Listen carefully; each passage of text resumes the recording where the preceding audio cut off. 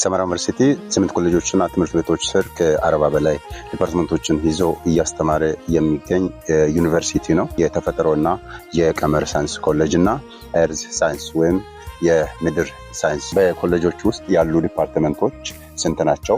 እነዚህ ዲፓርትመንቶች የሚሰሩ ስራዎች ምንድናቸው? የሚለውን ቆይታ እንግዲህ አብረን የምናደርግ ነው የሚሆነው። ተፈጥሮ ቀመር ሳይንስ ኮሌጅ በሰመራ ዩኒቨርሲቲ የተመሰረተ ከመጀመሪያው የተለያዩ ኮሌጆች አንዱ ነው። በአፋር ክልል ሳይንሳዊ እድገትን ለማስቻል በትምህርት በምርምርና በማህበረሰብ አገልግሎት ዋና ሚና እየተጫወተ የሚገኝ ኮሌጅ ነው። ዋና ዲፓርትመንቶች ባዮሎጂ፣ ኬሚስትሪ፣ ፊዚክስ፣ ማቴማቲክስ፣ ስታቲክስ እና ስፖርት ሳይንስ ዲፓርትመንቶች በውስጡ ይገኛሉ። የምድር ሳይንስ በምድር ላይ የሚያኖሩ ተፈጥሮ ሂደቶችንና አካላትን የሚመለከት የተለያየ የሳይንስ መስኮችን የሚያካትት ትልቅ ዘርፍ ነው። ዋና የሚከተሉ ክፍሎችን ያካትታሉ።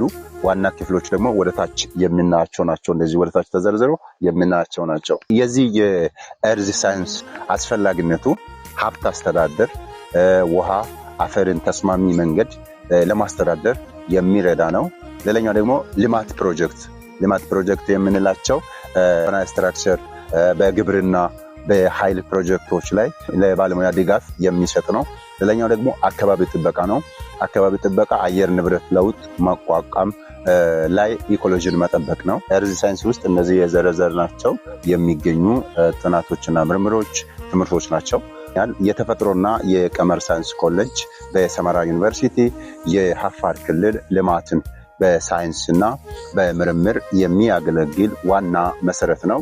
ተማሪዎችን በትምህርት በምርምርና በማህበረሰብ አገልግሎት በተግባር የሀገር ችግር መፍትሄን እያዘጋጀ ይገኛል። ኮሌጅ በሰመራ ዩኒቨርሲቲ የአፋር ክልል ልማትን በሳይንስና በምርምር የሚያገለግል ዋና መሰረት ነው። በተጨማሪ ተማሪዎች በትምህርት በምርምርና በማህበረሰብ አገልግሎት በተግባር የሀገር ችግርን መፍትሄ ለማምጣት ጥናት ወይ ምርምር ትምህርት እያደረጉ ይገኛሉ። ሰመራ ዩኒቨርሲቲ የሰላም አምባሳደር ነው። እንዲሁም ደግሞ በውስጡ በያዙ ዲፓርትመንቶች ውስጥ ተገቢው ትምህርት እየሰጠ ተማሪዎችን እያበቃ የሚገኝ ዩኒቨርሲቲ ነው። ምርጫችሁ እንግዲህ ሰመራ ዩኒቨርሲቲውን እንወዳችኋለን።